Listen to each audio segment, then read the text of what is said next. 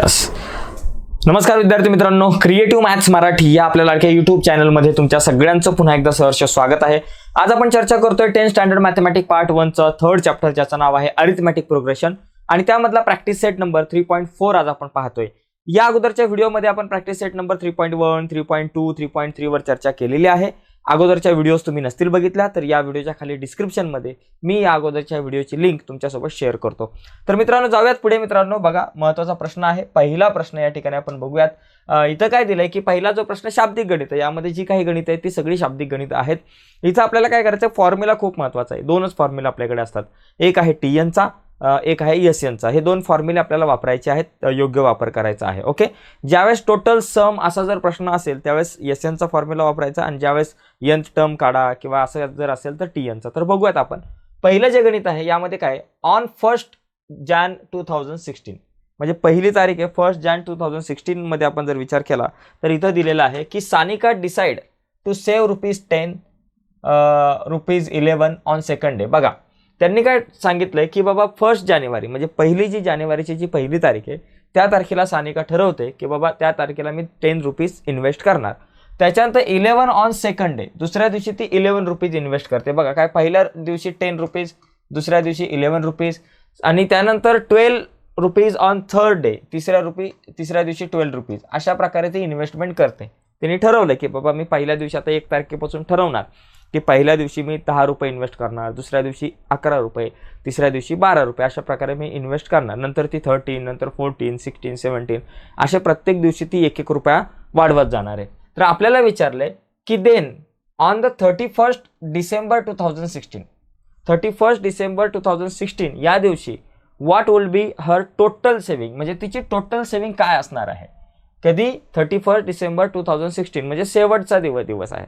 1 जानेवारी हा पहिला दिवस आणि शेवटचा दिवस कुठला आला आपल्याकडं की 31 डिसेंबर 2016 हा झाला आपला शेवटचा दिवस. तर या सगळ्या दिवसांची काय करायचे, टोटल सेव्हिंग म्हणजे पहिल्या दिवसातली सेव्हिंग प्लस दुसऱ्या दिवसातली सेव्हिंग प्लस तिसऱ्या दिवसातली सेव्हिंग प्लस चौथ्या दिवसातली सेव्हिंग, असं करत करत संपूर्ण वर्षाची सेव्हिंग काढायची. मग ती सेव्हिंग जर वर्षाची काढायची असेल तर आपल्याला काय करावं लागणार आहे, टोटल करावी लागणार आहे. म्हणजे फॉर्म्युला कुठला वापरायचा, SN चा फॉर्म्युला वापरायचा. ओके, मग SN चा फॉर्म्युला या ठिकाणी आपल्याला वापरायचा आहे. मग SN चा फॉर्म्युला म्हणजे S किती बाबा, समजा 10 दिवसांची सेव्हिंग काढण्यासाठी आपण S10 वापरतो, 20 दिवसांची सेव्हिंग काढण्यासाठी S20 वापरतो. पण हे किती दिवस आहेत, तसं बघायला गेलं तर वर्षाला किती असतात, 365 दिवस असतात.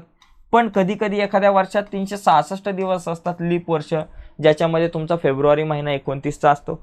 मग आता या वर्षामध्ये 366 दिवस आहे का 365 हे कसं ओळखायचं. बघा, घाईगडबडीमध्ये मुलं 365 काढतील, 365 दिवसांची बेरीज काढतील, 365 दिवसांची टोटल काढतील, S365 वापरतील, पण ते चुकलेलं असेल कदाचित किंवा बरोबरही असेल. मग नेमकं ह्या वर्षात 366 दिवस आहेत का 365, 365 आहेत का 366 डेज आहेत, तर ते कसं काढायचं सांगतो. बघा, ज्या वर्षाला 2016 आहे ना 4 ने डिवाइड करू शकतो, ज्या वर्षाला तुम्ही 4 ने डिवाइड करू शकता, पूर्ण भाग लावू शकता, त्याला आपण काय म्हणतो, लीप इयर. आणि त्या वर्षामध्ये असतात 366 डे. आता इथं 16 आहे ना लास्टला, 16ला 4 ने तुम्ही डिवाइड करू शकता, म्हणजे या नंबरला तुम्ही 4 ने डिवाइड करू शकता, म्हणजे हे लीप इयर आहे. आणि इथं 366 डेज आहे त्या वर्षामध्ये. मग इथं तुम्ही लिहिणार S366 आपल्याला काढायचं आहे. यामध्ये A इज इक्वल टू किती बाबा, 10 आहे, बरोबर. त्यानंतर D इज इक्वल टू किती बाबा, 11 आहे. त्याच्यानंतर D इज इक्वल टू 11 नाही, D इज इक्वल टू काय बाबा, 2 टर्म मधली सबस्ट्रॅक्शन. आता यामध्ये बघा, 11 मधून 10 गेला 1, 12 मधून 11 गेला 1, यामध्ये D इज इक्वल टू किती आलाय, 1 आलाय. मग आता आपल्याला काय करायचं, S366 या ठिकाणी आपल्याला काढायचं आहे. मग SN चा फॉर्म्युला वापरू. SN is equal to N/2 in bracket 2A plus N-1 into D. या ठिकाणी एक लक्षात घ्या, A आणि D च्या व्हॅल्यू कशा काढल्या. A म्हणजे फर्स्ट टर्म, पहिल्या नंबरला कोण आहे बाबा, 10 आहे, म्हणून A is equal to 10. D म्हणजे कॉमन डिफरन्स, दोघांमध्ये डिफरन्स किती, 11 मधून 10 गेला 1, 12 मधून 11 गेले 1, हा कॉमन डिफरन्स. आणि फॉर्म्युला लिहिला, S366 काढायचंय, यांच्या जागेवर 366 लिहिलं, डिवायडेड बाय 2. या ठिकाणी 2 इंटू A ची व्हॅल्यू किती बाबा, 10 आहे, प्लस N-1, N ची व्हॅल्यू किती बाबा आपल्याकडे, N ची व्हॅल्यू आपल्याकडे किती गेली, 366 आहे, -1 इंटू D ची व्हॅल्यू काय बाबा, 1 आहे, इथं लिहिलं 1 झालं. 366 ला 2 ने डिवाइड करा, 2 1 जा 2, 2 8 जा 2 3 जा, म्हणजे 183 आलं. त्याच्यानंतर इथं काय बाबा 2 10 किती झाले बाबा 20 झाले, प्लस 366 मधून एक गेला 365 झाला आणि इंटू आपल्याकडे हा 1 झाला. पुढचं कॅल्क्युलेशन बघा, 183 आपल्या जागेवर आले इंटू ब्रॅकेटमध्ये 20 आपल्या जागेवर आले प्लस 365 इंटू 1 365 आले. आता या ठिकाणी काय आलं बाबा S366 is equal to 183 into आपल्याला काय करायचं 365 प्लस 20 किती झालं 385. बघा या दोघांचं मल्टिप्लिकेशन करून जे उत्तर येईल ते आपलं बघा करा. 385 इंटू 183, पहिलं 3 ने मल्टिप्लाय करा, 3 5 जा 15 एक आला, 3 8 जा 24 आणि 25 चे 5 परत आले 2, 3 3 जा 9 आणि 2 2 झाले 11, एक 0 घेतला, 8 5 जा 40 वर आले 4, 8 8 जा 64 आणि 4 68 वर आले 6, 8 3 जा 24 आणि 6 झाले आपल्याकडे 30, एक आणि 2 0 गेले, 1 5 जा 5 1 8 जा 8 1 3 जा 3, या ठिकाणी किती आलं बाबा 5 आलं 8 5 13, एक 14 चे 4 चला आला 1 आला, इथं 8 9 10 10 चे 0 इथं आला 1 आणि इथं आले 70,455 रुपीज हे आपलं आन्सर आलं. म्हणजे तिची जी टोटल सेव्हिंग आहे 365 डेजमधली तर तिची सेव्हिंग जी आहे ती इतकी असणार आहे. तर अशा प्रकारे हा जो क्वेश्चन आहे तो आपण सॉल्व्ह करू शकतो. ठीक आहे, एकदा आपण उत्तर चेक करू म्हणजे बरोबर आहे की नाही ते आपल्याला चेक केलं पाहिजे, चुकलं बिकलं तर गडबड नको. ठीक आहे, हा झाला आपला पहिला क्वेश्चन झाला 3.4 मधला. तर यानंतर आपण दुसऱ्या प्रश्नाकडे वळूयात. तर आपलं याचं उत्तर जे आहे ते बरोबर आहे. ओके, आता दुसरा प्रश्न तो सुद्धा महत्त्वाचा आहे, याचा स्क्रीनशॉट घ्यायचा असेल तर तुम्ही घेऊ शकताय. नेक्स्ट क्वेश्चनकडे जाऊ. बघा या ठिकाणी नेक्स्ट क्वेश्चन जो आहे आपल्याकडं सेकंड नंबरचा, a man borrows 8,000 and agree to repay with a total interest of 1,360 rupees in 12 monthly instalment. म्हणजे एक माणूस आहे, त्याने काय केलं पैसे कर्ज घेतलेले, बॉरोज 8,000 म्हणजे त्याने किती रुपये प्रिन्सिपल त्याला आपण म्हणू P इज इक्वल टू बाबा रुपीज 8,000 रुपीज त्याने काय केलं बाबा कर्ज काढलेलं आहे. And agree to repay with total interest. आता तो रिपे करणारे पैसे जर तुम्ही कर्ज काढला तर रिपे करताना तुम्हाला त्याच्यावरचा टॅक्स पण द्यावा लागतो, बरोबर आहे, त्याच्यावरचा इंटरेस्ट पण द्यावा लागतो. मग यावरचा इंटरेस्ट किती बाबा त्यांनी सांगितलं, इंटरेस्ट इज इक्वल टू आपल्याकडे आहे 1360. म्हणजे टोटल जी अमाऊंट आपल्याकडे किती असणार आहे, दोघांची जर टोटल केली इथं रुपीज 1360, दोघांची टोटल घेतली तर 9360, काय बाबा रुपीज 9360 एवढे पैसे काय करावे लागणार आहे, रिपे करावे लागणार आहे. म्हणजे ज्यावेळेस तो 8,000 रुपये काढतो, 8,000 रुपीज तो ज्यावेळेस घेतो प्रिन्सिपल पैसे घेतो कर्जाने व्याजाने, त्यावेळेस त्याला इंटरेस्ट 1360 बसतो आणि त्याच्यानंतर त्याला 9360 एवढे पैसे जे आहेत त्याला रिपे करायचे आहेत. आता मुद्दा काय आहे तर रिपे करत असताना टोटल मंथली इन्स्टॉलमेंट किती 12 आहेत, टोटल 12 मंथली इन्स्टॉलमेंट आहेत. म्हणजे n इज इक्वल टू आपण मंथली इन्स्टॉलमेंट म्हणजे n is equal to 12 month आहेत त्याच्याकडं, बरोबर. पहिल्या मंथमधले अमाऊंट प्लस दुसऱ्या मंथमधला इन्स्टॉलमेंट प्लस तिसऱ्या मंथमधला इन्स्टॉलमेंट अशी टोटल त्याची जी अमाऊंट आहे ती 9360 होणार आहे. आता इथं काय दिलं आहे, each instalment being less than the preceding on 1 day preceding 1 by ₹40. म्हणजे काय माहिती आहे का, प्रत्येक जी इन्स्टॉलमेंट आहे तो जो इन्स्टॉलमेंट भरतो. आता बघा आपण पण एखादी वस्तू घेतली, खरेदी केली, मोबाईल घेतला, TV घेतली, गाडी घेतली, फ्लॅट घेतला, तर आपल्याला काय होतं मंथली एक इन्स्टॉलमेंट पडतो, एक हप्ता असतो. तर तो मंथली हप्ता शक्यतो सेम असतो आपल्याकडं. पण इथं जो हप्ता आहे तो सेम नाही आहे. कसं आपण मोबाईल घेतला 2,000 रुपयाचा हप्ता असतो, 3,000 रुपये काय जो काय असेल तो हप्ता असेल आपला. पण इथं काय माहिती आहे का, इथं जो काही हप्ता आहे तो हप्ता जरा वेगळा आहे. त्यांनी काय सांगितलं की प्रत्येक हप्ता जो आहे ना प्रेसेंडिंग म्हणजे आधीच्या हप्त्यापेक्षा 40 रुपीजने कमी आहे. म्हणजे प्रत्येक हप्ता 40 रुपीजनी कमी होतो. या महिन्यात जर त्यांनी 1,000 रुपीज भरले तर पुढच्या महिन्यामध्ये 960 असेल, त्याच्या पुढे 920 असेल, म्हणजे 40 कमी होते. म्हणजे आपण या ठिकाणी काय म्हणू की D इज इक्वल टू 40, तो डिफरन्स आपण त्याला म्हणू common difference. D is equal to -40, कारण 40ने तो कमी होतोय म्हणून D इज इक्वल टू -40 असं आपण या ठिकाणी घेऊ शकतो. आता पुढचा मुद्दा आपण या ठिकाणी काय म्हणू शकतो की find the amount of first and last instalment. यांनी काय विचारले, पहिला इन्स्टॉलमेंट आणि लास्ट इन्स्टॉलमेंट याची अमाऊंट काढा. आता पहिला इन्स्टॉलमेंट म्हणजे ए असतो. तर समजा आपण हे अरिथमॅटिक प्रोग्रेशनच्या माध्यमातून जर घेतलं, पहिला इन्स्टॉलमेंट म्हणजे पहिला जो नंबर असतो, पहिली जी टर्म असते तिला आपण T1 म्हणतो किंवा ए म्हणतो. म्हणजे इथं आपल्याला ए काढायचा आहे झाला. आणि दुसरा मुद्दा म्हणजे लास्ट इन्स्टॉलमेंट पण काढायचा आहे. आता लास्ट इन्स्टॉलमेंट म्हणजे शेवटचा जो काही हप्ता असेल तो. टोटल इन्स्टॉलमेंट किती आहे बाबा, त्यांनी सांगितलं टोटल 12 मंथली इन्स्टॉलमेंट म्हणजे लास्टचा हप्ता. 12 नंबरचा हप्ता म्हणजे 12 नंबरचा हप्ता जो T12 जो आहे तो आपल्याला काढायचा आहे. या दोन गोष्टी आपल्याला काढायच्यात. मग आता दिलंय काय बघा, ही जी टोटल अमाऊंट आहे 9360 एवढे पैसे त्याला रिपे करायचे आहेत.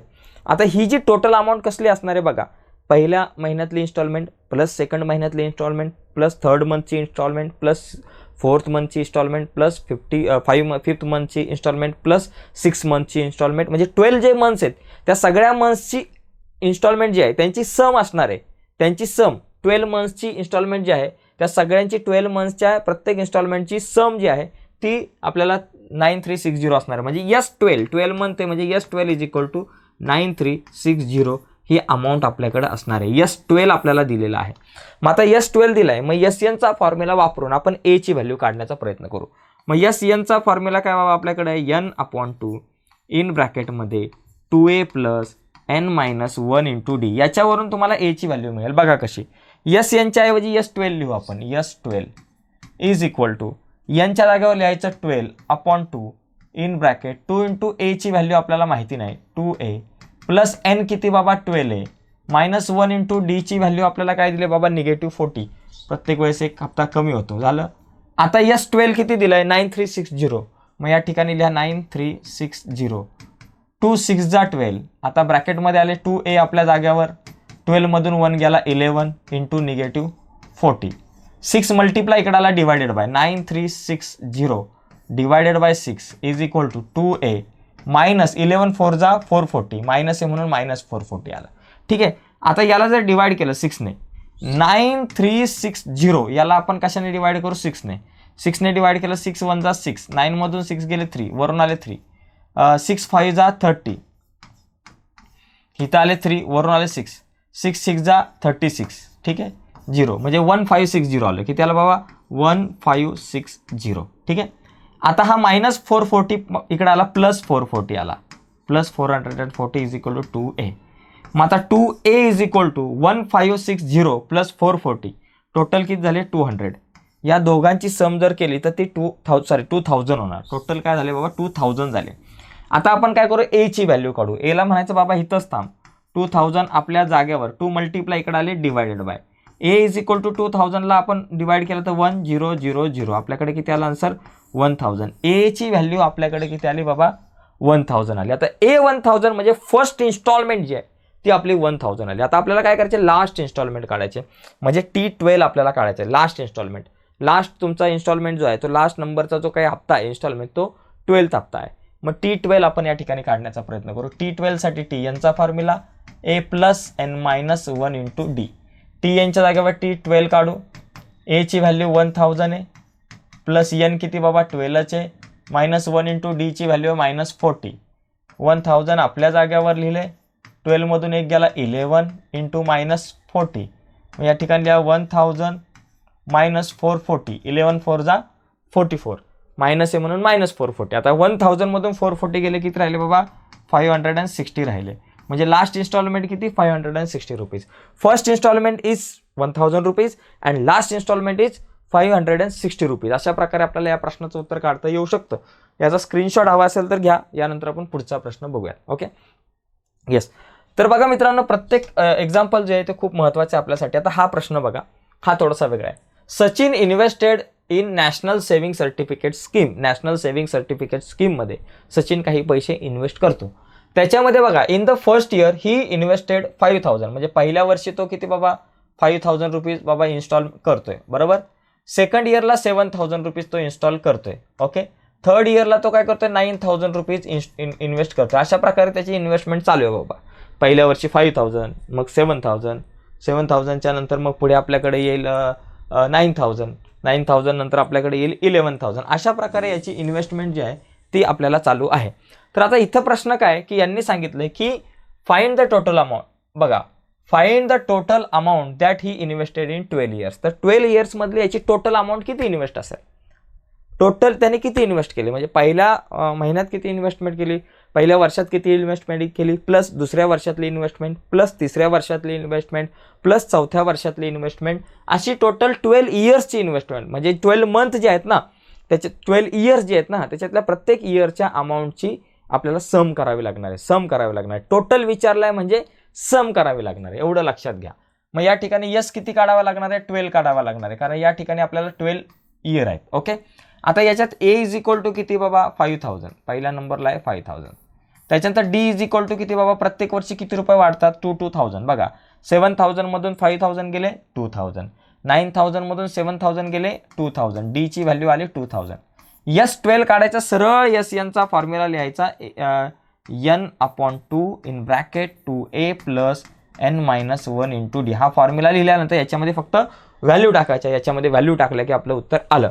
बघा यस एन ची व्हॅल्यू किती 12 आहे, यस 12 इज इक्वल टू यांच्या जागेवर 12/2 इन ब्रॅकेट 2 इंटू ए ची व्हॅल्यू किती बाबा 5000 आहे, प्लस n-1, n किती बाबा 12 -1 इंटू डी ची व्हॅल्यू किती बाबा 2000 झाला. आता बघा 2 6 जा 12 म्हणून 6, 2 5 जा 10 म्हणून 10,000 आलं बरोबर, प्लस 12 मधून एक गेला 11 इंटू 2000. ठीक आहे, तर या ठिकाणी बघा 11 इंटू 2000. आता बघा या ठिकाणी आपल्याकडे इज इक्वल टू 6 आणि ब्रॅकेटमध्ये येतो 10,000 आपल्या जागावर, प्लस 11 2 जा 22 आणि 1000 झालं. मग आपल्याकडे आलं S 12 is equal to 6 into 10,000 आणि 22,000, किती थाउजंड झाले 32,000 झालं. यस 12 इज इक्वल टू 6 ने 32,000ला मल्टिप्लाय करू, 1 2 3 0 आपल्याकडे 6 2 जा 12चे 2, आजच्याला 1, 6 3 जा 18 आणि 1 झाला 19. मग किती आलं बाबा 1,92,000 रुपीज. म्हणजे इथं तुमचं शेवटचं उत्तर काय असणार आहे, द टोटल अमाऊंट ही invested in 12 years is equal to 1,92,000. हे तुमचं परफेक्ट आन्सर असणार आहे. तर अशा प्रकारे आपल्याला या तिसऱ्या प्रश्नाचं उत्तर येऊ शकतं, लिहिता येऊ शकतं किंवा काढता येऊ शकतं. ठीक आहे, यानंतर 4th नंबरचा क्वेश्चन आहे तो आपण बघूयात. बघा 4th नंबरचा थोडासा वेगळा प्रश्न आहे. बघा there is an auditorium with 27 rows. एक ऑडिटोरियम आहे, त्याच्यामध्ये 27 रोज आहे. ऑडिटोरियम म्हणजे एक नाट्यगृह त्याला मराठीत म्हणतो, किंवा एखादा मोठा हॉल असेल तर त्या हॉलमध्ये काय की बाबा या ठिकाणी काही खुर्च्या लावलेल्या आहेत, 27 रोज आहेत, खुर्च्यांच्या 27 रोज आहेत. ओके, अशा लाईनीमध्ये खुर्च्या लावलेल्या आहेत. पण इथं कसं आहे की there are 20 seats in first row, पहिल्या रो मध्ये 20 सीट्स आहेत, 22 seats in the second row मध्ये 22 सीट्स आहेत, थर्ड रो मध्ये 24 सीट आहेत, अशा प्रकारे आहेत. ओके, अशा प्रकारे ते आहेत. पहिल्या रो मध्ये 20 आहेत, दुसऱ्या रो मध्ये 22 आहे, तिसऱ्या रो मध्ये 24 आहे. प्रत्येक रो मध्ये 1 2 2 2 2 आकडे वाढतात, 2 सीट्स वाढत जातात. Okay, find the number of seats in the 15th row. इथं बघा लक्षात घ्या 15th रो म्हणजे 15 नंबरची जी काही रो आहे त्या 15 नंबरच्या रो मध्ये किती सीट्स असतील, किती खुर्च्या असतील तेच विचारलंय 15 नंबरच्या. आता इथं असं नाही विचारलंय फाइंड द सम वगैरे टोटल विचारले नाही. इथं 15th नंबरची जी पर्टिक्युलर रो आहे तिच्यात बाबा किती असतील खुर्च्या, मग त्यासाठी आपल्याला T15 काढणं गरजेचं आहे. ओके, लक्षात घ्या, झालं. त्यासाठी T15 म्हणजे 15 नंबरची जी रो आहे तिच्यात किती सीट्स असतील त्यासाठी T15 काढायचं. दुसरा मुद्दा काय, also find how many total seats are there in auditorium. आता या ऑडिटोरियममध्ये टोटल किती सीट्स आहे, टोटल किती आहे बाबा, पहिल्या रो मध्ये प्लस दुसऱ्या रो मधल्या प्लस तिसऱ्या रो मधल्या सगळ्या रो मधल्यांची टोटल काढायची म्हणजे यस यांचा फॉर्म्युला. पण टोटल रो किती आहेत बाबा, इथं दिले 27 रो दिल्यात, म्हणजे यस 27. टोटल चेअर किती आहेत ते काढण्यासाठी यस 27 आपल्याला काढावे लागणार आहे. दोन गोष्टी काढायच्यात, पहिला T15 म्हणजे 15th नंबरच्या रो मध्ये किती सीट्स आहेत, आणि दुसरी गोष्ट म्हणजे यस 27 म्हणजे टोटल किती चेअर्स आहेत, सीट्स आहेत. आता यामध्ये बघा ए इज इक्वल टू किती बाबा, पहिला जो आहे तो 20 आणि डी म्हणजे काय 22 मधून 20 गेले 2, हा जो कॉमन डिफरन्स आहे तो डी, 24 मधून 22 गेले 2. आता पहिला T15 काढू चला. मग त्यासाठी TN चा formula A plus n-1 into D. Formula खूप महत्त्वाचा आहे, हे फॉर्म्युले आपल्याला पाठ करून ठेवले पाहिजेत. TN च्या ऐवजी T15 या ठिकाणी आपण वापरू. इज इक्वल टू A ची व्हॅल्यू 20 आहे, या ठिकाणी लिहिली 20, n-1 n किती बाबा 15 आहे, -1 इंटू डी ची व्हॅल्यू आहे 2. 20 आपल्या जाग्यावर जसाच्या तसा, 15 मधून एक गेला 14 इंटू 2, 20 आपल्या जाग्यावर, 14 2 जा 28, 28 प्लस 20 किती झालं 48. या ठिकाणी आपल्याकडे काय आलं 48 आन्सर आलेलं आहे. तर अशा प्रकारे हा जो प्रश्न आहे तो आपण सोडवू शकतो. ठीक आहे, एकदम सिंपल आहे. आता हा प्रश्न झाला, अर्थ झाला, म्हणजे 15th नंबरच्या रो मध्ये किती असणार 48 seats in 15 number row. Okay, 15th row. आता दुसरी गोष्ट आपल्याला काय विचारलं की टोटल किती, मग यस 27 साठी यस यांचा formula n/2 in bracket 2a plus n-1 into D झाला. आता या ठिकाणी आपण काय करू, एस एनच्या ऐवजी S27 इज इक्वल टू यांच्या जागेवर 27 अपॉन 2 इन ब्रॅकेट 2 इंटू ए ची व्हॅल्यू किती 20 प्लस n-1 n किती बाबा 27-1 इंटू डी ची व्हॅल्यू किती 2 झालं. आता 27 अपॉन 2 आपल्या जागेवरती 22 जा 40 प्लस 27 मधून एक गेले 26 राहिले. मग या ठिकाणी लिहा 26 आणि इंटू 2 आपल्या जागेवर 27 अपॉन 2 जसंच्या तसं ब्रॅकेटमध्ये 40 आपल्या जागेवर 26 2 जा 52 झालं. 27 अपॉन 2 आपल्या जागेवरती 40 प्लस 52 इथं झाले इंटू 92 झाले. आता 27 इंटू 2 ने 92ला डिवाइड करा. 2 ने 92ला डिवाइड केले 46 झाले. आता 27 इंटू 46 हे मल्टिप्लाय करा. 27ला 46 ने मल्टिप्लाय किंवा करा किंवा कोणीही कोणाला मल्टिप्लाय करा. 7 6 जा 42चे 2 वर आले 4 7 4 जा 28 आणि 4 32 एक 0 घेतला. 2 6 जा 12 एक आला. 2 4 जा 8 आणि एक 9 आला. 2 4 आणि इथं 12 1 2 4 2 1 2 4 2 एवढ्या टोटल सीट्स असणारे 1242. ठीक आहे, या ठिकाणी उत्तर बरोबर आहे का? बरोबर असायला पाहिजे. ओके बरोबर. तर अशा प्रकारे दोन प्रश्न आहेत. Find the number of seats in the 15th row. किती आहेत? 48 seats in the 15th row. आणि दुसरी गोष्ट, how many total seats are in the auditorium. तर 1242 seats are in the auditorium. अशा प्रकारे दोन प्रश्नांची ही दोन उत्तरं झाली. ठीक आहे, यानंतर आणखी दोन प्रश्न बाकी आहेत, ते आपण बघूयात. पण ते प्रश्न बघण्याच्या अगोदर एक रिक्वेस्ट आहे, बरीच मुलं व्हिडिओ बघताय पण लाईक खूप कमी आहे, तर प्लीज या व्हिडिओला लाईक करा. आणि जर तुम्ही नवीन असाल आपल्या यूट्यूब चॅनलवर, अजूनपर्यंत आपला चॅनल सबस्क्राईब नसेल केला, तर आत्ताच आपला चॅनल सबस्क्राईब करा आणि त्या बाजूला एक बेलचं बटन आहे ते सुद्धा दाबा, जेणेकरून मी अपलोड केलेल्या प्रत्येक नवीन व्हिडिओची नोटिफिकेशन सगळ्यात अगोदर तुमच्यापर्यंत पोहोचेल. तर जाऊयात पुढे. बघा या ठिकाणी पुढचा जो प्रश्न आहे हा प्रश्न थोडासा वेगळा आहे. Kargil's temperature was recorded in a week from Monday to Saturday. म्हणजे कारगिल हा जो एरिया आहे तिथलं टेम्परेचर रेकॉर्ड केलेलं आहे संपूर्ण एका वीकचं.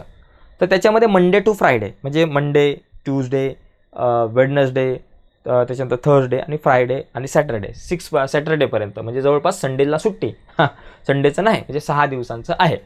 All readings were in AP आणि सगळे जे काही नंबर आहेत ते अरिथमॅटिक प्रोग्रेशनमध्ये आहे. Okay. The sum of temperature of Monday and Saturday. Monday आणि सॅटरडेच्या टेम्परेचरची जी काही सम आहे ती दिली 5 degree. More than sum of temperature of Thursday and Saturday. Okay. या ठिकाणी दिलं आहे more than sum of temperatures of Tuesday and second day. Okay Saturday. म्हणजे मंडे आणि सॅटरडेचं जे काही टेम्परेचर आहे या दोघांची जी सम आहे ती सम जी आहे ती जास्त आहे कशापेक्षा? ट्यूजडे आणि सॅटरडेच्या टेम्परेचरच्या समपेक्षा जास्त आहे. ठीक आहे, आता पुढे जाऊ आपण.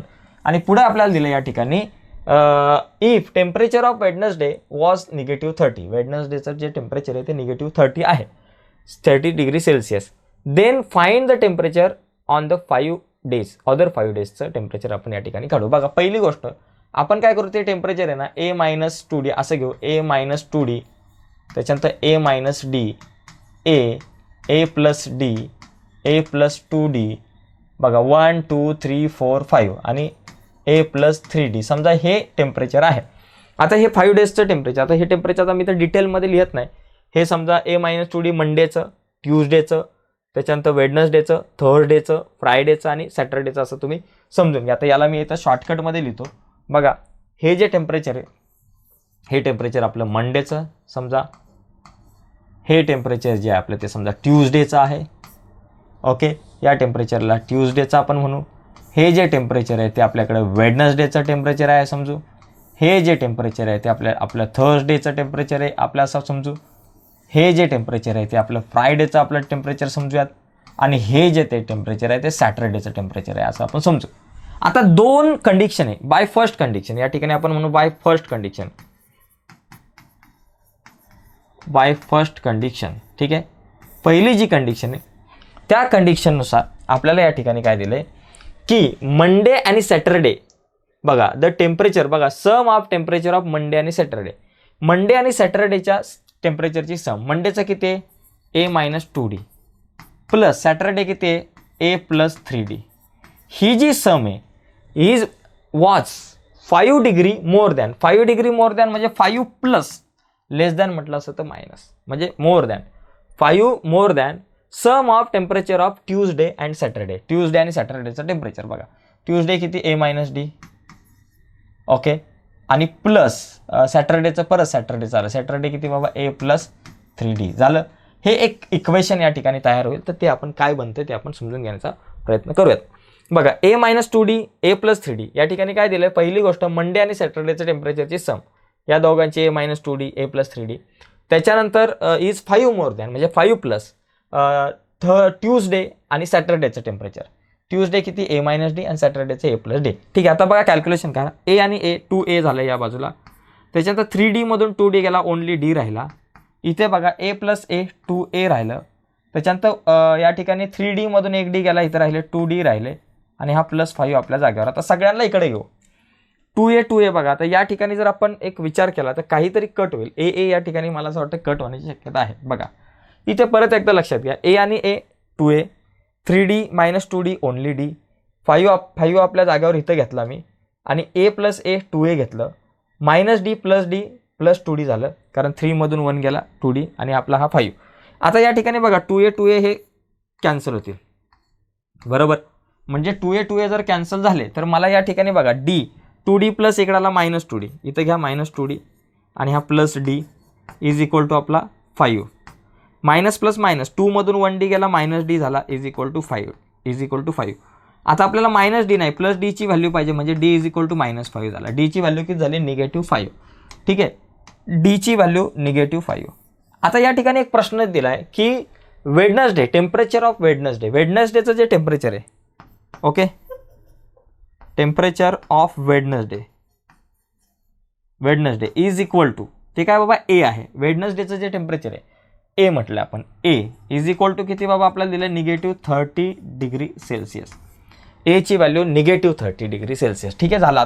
आता आपण काय करायचं, आपल्याला इतर जे काही वार आहेत त्यांचं टेम्परेचर आपल्याला काढायचं. पहिला काय बाबा मंडे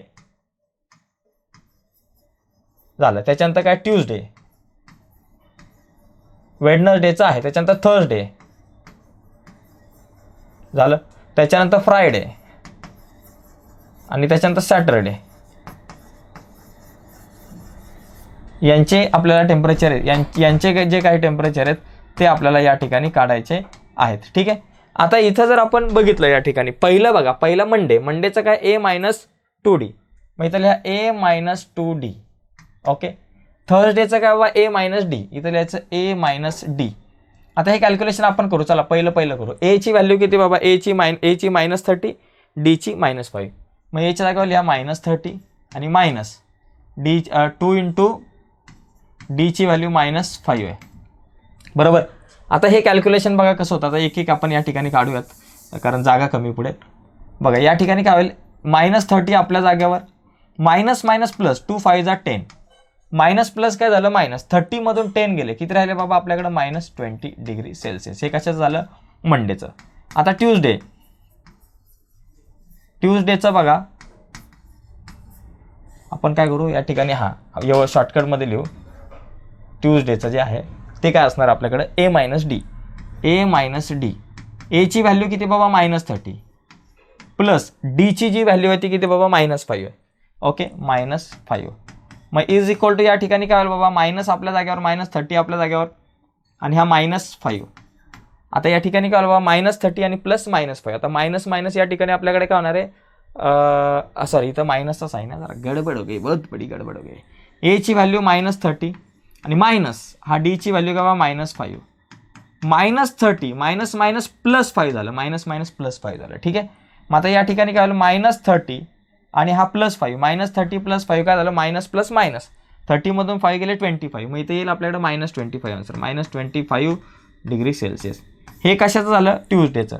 आता वेडनेसडेचं तर आपल्याकडे टेम्परेचर आहे -30. आता काय कशाचं राहिलं, फ्रायडेचं काय बाबा, फ्रायडेचं टेम्परेचर ए प्लस डी आहे, ए प्लस डी, एची व्हॅल्यू -30 आणि प्लस डीची व्हॅल्यू काय बाबा -5, त्याच्यामुळे डायरेक्ट -5 घ्या, -35 डिग्री सेल्सिअस झालं. त्याच्यानंतर सॅटरडेचं जे टेम्परेचर आहे ए प्लस फ्रायडेचं ए प्लस आय थिंक हे आपण थर्सडेचं जे आहे ट्यूजडेचं आपण दया कुछ तर गडबड आहे, ट्यूजडेचं काढलं. ट्यूजडे नंतर हे ट्यूजडे नंतर आपल्याकडे कशाचं राहिलं, वेडनेसडेचं आपल्याकडे आहे, थर्सडेचं राहिलं, हे थर्सडेचं.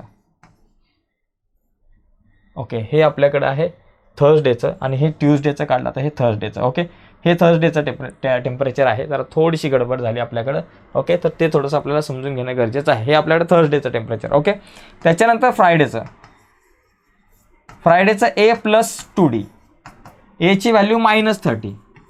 ओके, प्लस आपल्याकडं डीची व्हॅल्यू जी आहे -5 आहे, 2 × -5. मग आपल्याकडे काय आलं बाबा -30. आता प्लस मायनस -2 5 जा 10, 30 + 10 किती झालं 40, -40 डिग्री सेल्सिअस. आता बघा या ठिकाणी आपण मंडेचं काढलं -20 डिग्री सेल्सिअस, ट्यूजडेचं काढलं -25 डिग्री सेल्सिअस, वेडनेसडेचं आहे 30 डिग्री सेल्सिअस, थर्सडेचं आहे -35 डिग्री सेल्सिअस, फ्रायडेचं आहे -40 डिग्री सेल्सिअस. तर त्याचप्रमाणे तुम्ही सॅटर्डेचं काढा, ए प्लस 3Dला घेऊन तुम्ही सॅटर्डेचं काढा, ते जे टेम्परेचर आहे -45 डिग्री सेल्सिअस येईल. तर अशा प्रकारे आपल्याला हा प्रश्न सोडवता येईल. तर हे तुम्ही पुढचं जे आहे सॅटर्डेचं ते तुम्ही काढण्याचा प्रयत्न करा. याचा स्क्रीनशॉट हवा असेल तर तुम्ही घेऊ शकता. यानंतर आपण शेवटच्या प्रश्नाकडे वळू. ठीक आहे, ओके. तर बघा या ठिकाणी शेवटचा जो प्रश्न आपल्याकडे आहे, लास्ट प्रश्न खूप सोपा आहे, जास्त अवघड नाही. बघा हा लास्टचा प्रश्न बराच सोपा आहे. याच्यात आपल्याला काय दिलं आहे की on the world environment day आहे, ट्री प्लांटेशन प्रोग्राम झालेला आहे, अरेंज केलेला आहे. तर त्याच्यामध्ये काय झालं आहे, on a land which a triangular आहे, ट्रायंग्युलर शेपमधल्या एका जमिनीवरती अशा प्रकारचा हा जो कार्यक्रम आहे तो झालेला आहे. तर त्याच्यामध्ये काय केलेलं आहे, ट्रायंग्युलर शेपमध्ये झाडं लावली, म्हणजे अशा प्रकारे लावलेली आहेत. कशी लावलेत बघा, such that in the first row 1 tree, second row 3 tree, second row there are 2 trees आणि थर्ड रो म्हणजे 3 ट्रीज आहे. म्हणजे पहिल्या रो मध्ये एक असेल, दुसऱ्या रो मध्ये 2 ट्री लावल्या, तिसऱ्या रो मध्ये 3 ट्री लावल्या, चौथ्या रो मध्ये 4 ट्री 4 ट्रीज लावल्या. अशा प्रकारे ट्रायंग्युलर शेपमध्ये त्या ट्री लावलेल्या आहेत. ओके, आता आपल्याला काय करायचं आहे की find the total number of trees in 25 रोज. 25 रोज अशा जर 25 रोज असतील तर त्या 25 रोजमध्ये टोटल किती ट्रीज बसतील बघा. पहिल्या रो मध्ये 1 आहे, दुसऱ्या रो मध्ये 2 आहे, तिसऱ्या रो मध्ये 3 आहे. आता या ठिकाणी आपल्याला 25 रोज आहेत त्यांची सम काढायची आहे. म्हणजे पहिल्या रो मधल्या ट्री प्लस सेकंड रो मधल्या ट्री प्लस थर्ड रो मधल्या ट्री प्लस फोर्थ रो मधल्या ट्री, असं करत करत 25th रो मधल्या ट्रीपर्यंत जायचं. सगळ्यांची सम काढायची, म्हणजे S25 आपल्याला वापरावा लागणार आहे. त्यासाठी एस यांचा फॉर्म्युला, पण अगोदर ए आणि डीच्या व्हॅल्यू काढू. ए इज इक्वल टू किती 1, डी इज इक्वल टू किती 2 मधून 1 गेला 1, आणि यस किती काढायचं आहे 25 काढायचं आहे. त्यासाठी एस यांचा फॉर्म्युला वापरू. S N is equal to n/2 in bracket 2a + n - 1 × d झालं. एस एनच्या ऐवजी S25 या ठिकाणी लिहू, एनच्या जागेवर 25 लिहा /2, आपल्या जागेवर इन ब्रॅकेट 2 × a ची व्हॅल्यू आहे 1 + n - 1, n किती आहे बाबा 25 - 1 × d ची व्हॅल्यू आहे 1. आता 25/2 आपल्या जागेवर ब्रॅकेटमध्ये 2 × 1 2, 25 मधून 1 गेला 24 × 1 आपल्या जागेवर. आता बघा 25/2 आपल्या जागेवरती आणि ब्रॅकेटमध्ये आपल्याकडे 2 प्लस हा 24 1 जा 24. ठीक आहे, मग आता या ठिकाणी आपल्याकडे काय येईल बाबा, S25 इज इक्वल टू 25/2 × 24 + 2 26 झालं. आता 25 × 26चा हा किती बाबा 13. आता 25ला 13ने मल्टिप्लाय करू, 25 × 13, 13 5 जा 65चे 5 6 आले, 13 2 जा 26, 26 आणि 6 झाले किती 32, 26 आणि 6 झाले आपल्याकडे 32, 325 आपल्याकडे आन्सर आलं. 325 एवढे या ठिकाणी ट्रीज जे असतील ते असणार आहेत आपल्याकडे. ठीक आहे, अशा प्रकारे हा जो प्रश्न आहे तो आपण सोडू शकतो. ठीक आहे, ओके, येस. तर मित्रांनो, अशा प्रकारे आपण आपला जो प्रॅक्टिस सेट नंबर 3.2 जो आहे 3.4 जो आहे तो आपण बघितलेला आहे. तर यानंतर आपण पुढची जी काही आपली व्हिडिओज असेल त्याच्यामध्ये आपण पुढचा जो प्रॅक्टिस सेट आहे तो सुरू करूया. ठीक आहे, आजच्या चर्चेमध्ये इथेच थांबूयात. तुम्ही संपूर्ण व्हिडिओ या चर्चेमध्ये होतात त्याबद्दल मी तुमच्या सर्वांचा आभारी आहे. बाय मित्रांनो, धन्यवाद.